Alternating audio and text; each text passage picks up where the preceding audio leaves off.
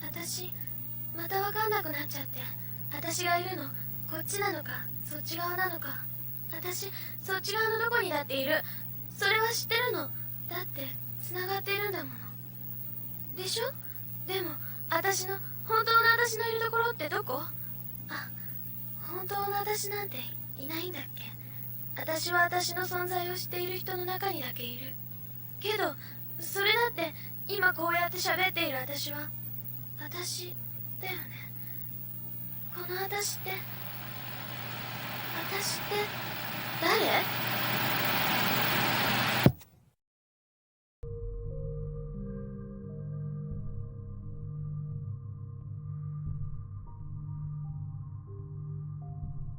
Lane is 14 years old. She's quiet, withdrawn, the kind of person who takes up as little space as possible. At school, at home, in conversation, she doesn't seem unhappy exactly. She just seems absent, like she's always slightly elsewhere. At the start of the series, she barely uses the internet. She's given a Navi, the show's version of a personal computer, and she treats it like a foreign object. She doesn't know what it's for, she doesn't know what she's for. Then a classmate dies. Chisa Nomura jumps from a building. And before anyone has processed what happened, the class starts receiving emails from her address and her voice claiming she isn't dead, she just abandoned her body. She's found a better place, she's in the wired now. This is where Lane's story begins, and it begins with a question and the show never stops asking. What is the relationship between a person and their presence in the network? Are they the same thing? Two versions of the same thing? Completely separate? Can one exist without the other? Lane starts pulling on this thread and the thread pulls back. But as she spends more time in the wired and she starts to change, or maybe she starts to reveal what she actually was, another Lane emerges in the network. Confident, powerful, socially fluent in all the ways the real world Lane isn't. Someone who knows things Lane doesn't know. Someone who has apparently been doing things in the wired that Lane has no memory of. People at school tell her about conversations they had with her. She has no memory of those conversations. 俺前に1回見てるんだ。ワイヤードでね。私をワイヤードで。その時は今と全然違ってた。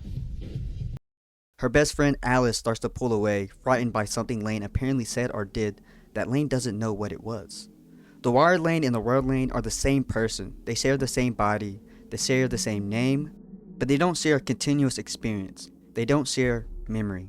And if you don't share memory, and if you cannot access each other's experience, cannot form a continuous narrative across both lives, are you still one person? Or have you become two people who happen to use the same face? This is not an abstract question for Lane. It's existential in most literal sense. She is trying to figure out if she exists, what she is, whether the quiet girl sitting at the Navi and the powerful presence in the wired are both her, or whether one of them is something else wearing her. The show doesn't give us a clean answer. It gives us something harder, the evidence that the question might not have one. Serial Experiments Lain came out in 1998. A time before the modern internet age and before connecting with someone over the internet could be so easily accessed. Prior to this advancement, the show started asking questions that haven't been thought before. What happens to a person when a network becomes everything? And it named something before most of us have lived it. Infornography. Layer 11. Information, pornography. The combination is deliberate and it's uncomfortable, which is the point. Pornography doesn't work because it's immoral. It works because it hijacks the brain's reward circuitry. It delivers a stimulus that mimics something real, intimacy, connection, desire, without the cost or substance of the actual thing itself. You get the neurological signature of an experience without the experience itself. Lane's argument is that information does the same thing. You get the sensation of knowing, the sensation of connecting, the sensation of mattering, without any of the friction that makes those things real. In 1998, that was an abstraction, a dark hypothesis about where things were heading. Now, it's more real than ever. Social media platforms didn't set out to colonize the human mind. They set out to maximize engagement. Those two things turned out to be the same project. The scroll isn't designed to inform you. It isn't designed to connect you. It's designed to keep the dopamine loop turning. and the people who built it understood something about the brain that most users still don't fully recognize. Variable reward schedules. This is the same mechanism that makes slot machines so effective. You don't know if the next pull will give you nothing or everything. The uncertainty itself is the hook. Your brain doesn't habituate to an unpredictable reward the way it does to a predictable one. It stays alert, it keeps pulling. Every scroll is a pull of the lever. Social validation metrics. Likes, shares, follower counts, reposts. Human approval is one of the deepest needs we have. It's wired into us at the level that predates language. For most of human history, it arrived slowly and directly through the texture of ongoing relationships.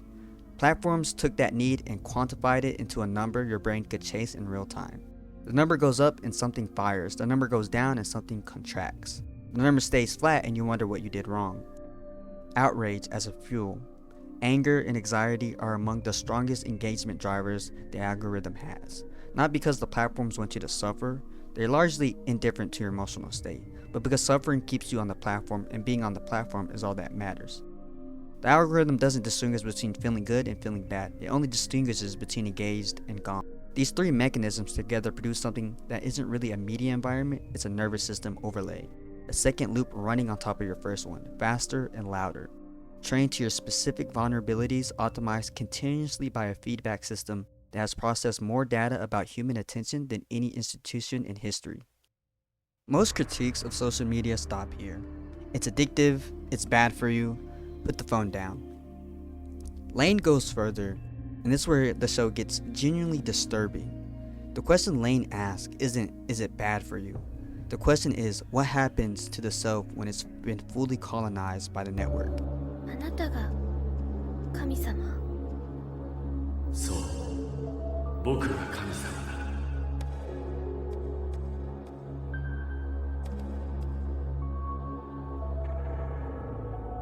どうしてあなたなんかが神様なの私わかんない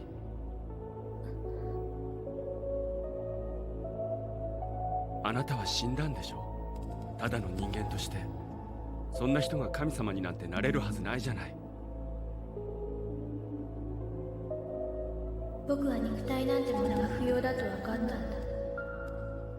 死というのは単に肉体を捨てただけのことさ Ari, the show's antagonist, a man who has literally embedded himself into the internet's architecture and declared himself its god, makes an argument that sounds insane but follows logically from premises a lot of us quietly accept. The body is a cage.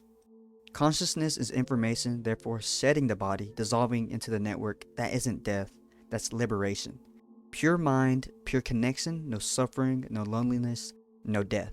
Lain has the power to do this. She may have already been something that was instantiated in the network and given a physical body, secondarily, not born into the world but generated by it.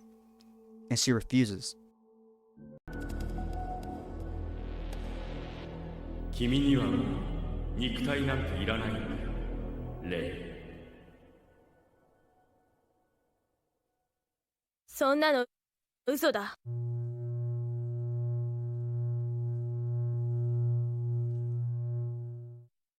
What Irie is describing isn't transcendence. It's the erasal of preconditions for selfhood. To be someone, a self with continuity, with relationships that accumulate into something, with experience that means something, you have to be somewhere rather than everywhere. You have to be this rather than everything. The network promises to solve loneliness by making you maximally connected, but connection without boundaries isn't intimacy, it's merger. And merger doesn't cure loneliness, it dissolves the subject who was lonely. You can see what this looks like in the design language of modern apps. Infinite scroll removes the natural stopping point the body would otherwise provide. Notifications create a Pavlovian tether between your nervous system and the platform. Personalization algorithms construct a mirror version of you inside the system. A data self the platform knows better than you know yourself. The last one is very Lain. The show is haunted by the idea that your representation in a network eventually becomes more real than you are because it's persistent, observable, manipulable, and never forgets, never sleeps, never contradicts itself the way people do. You are the noisy, inconsistent, mortal original. The data itself is the clean internal copy. And slowly, subtly, the copy starts to feel more authoritative than the thing it was copied from. やっべえまたねちょっ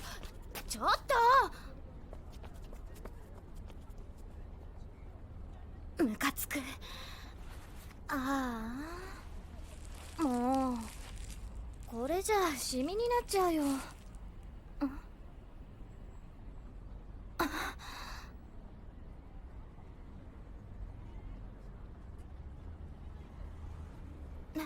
何よこれ。 An interesting character in the show that I feel like is often overlooked is Lane's sister Mika. She isn't connected to the wire the way Lane is. She isn't special, she isn't chosen. She's an ordinary person, and that's exactly why the show uses her. She's the control, the baseline human, the person without any particular immunity or atonement to what the network does.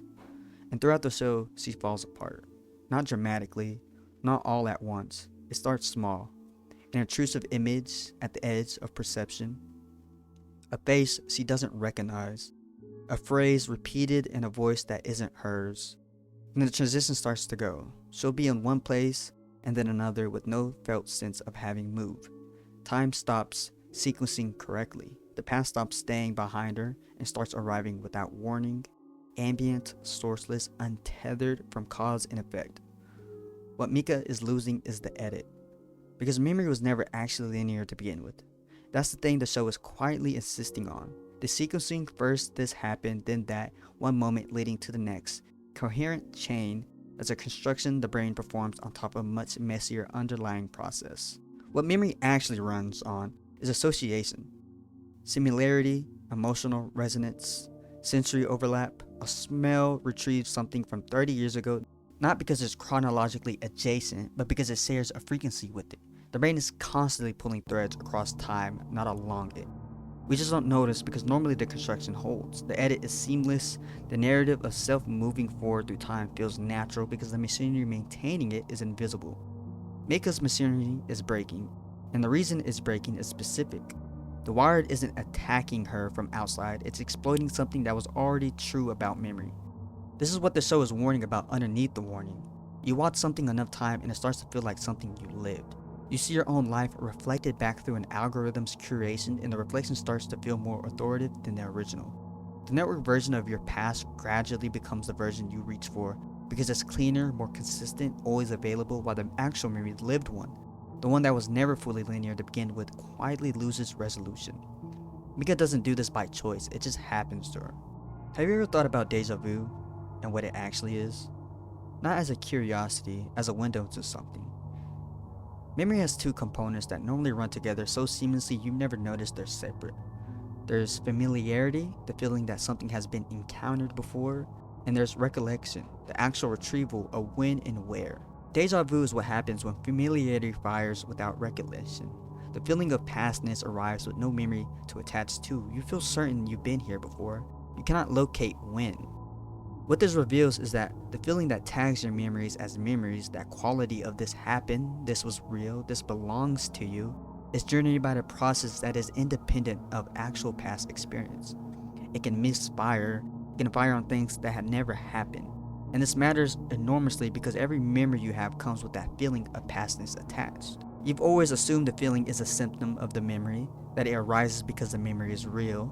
Deja vu proves that causality can run the other way, which means you cannot trust your felt sense of memory being genuine by consulting the feeling more carefully. There's no deeper layer, there's no internal signal that distinguishes real recall from sophisticated confabulation. The one thing you most directly own, your past, your history, what you've been through, access through a mechanism that cannot authenticate itself. This is what Lane is doing when it destabilizes the protagonist's sense of her own history. The horror isn't that she might be wrong about facts, it's that she cannot use the feeling of her memories to verify them. They feel real, they feel like hers, and that feeling proves nothing. Lane's argument isn't technology is bad. It's not log off and go outside. It's more precise and more difficult than that. The show is arguing that the friction of embodied existence isn't a flaw to be optimized away, it's the condition under which anything real can happen. The Wired offers everything the real world offers but frictionless, and frictions turns out to be load-bearing.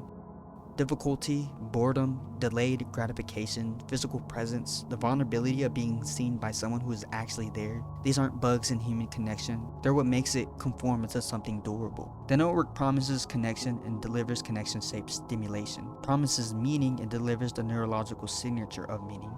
It promises memory and delivers storage. And like any substitution, the tolerance rises. You need more content, more stimulation, more novelty to reach the same baseline feeling. The scroll gets faster, the video gets shorter, the dopamine loop spins tighter. Meanwhile, the thing being substituted, actual presence, actual memory, actual connection. The infornography of it is this. You are consuming something that permanently mimics what you need while systematically preventing you from getting it. The show's creator, Yoshitoshi Abe, has said he didn't predict the internet. He was thinking about loneliness and what it felt like to be a person in a world that was accelerating past the human scale. He accidentally described the next 30 years. The question the show ends on isn't answered, it's left with you.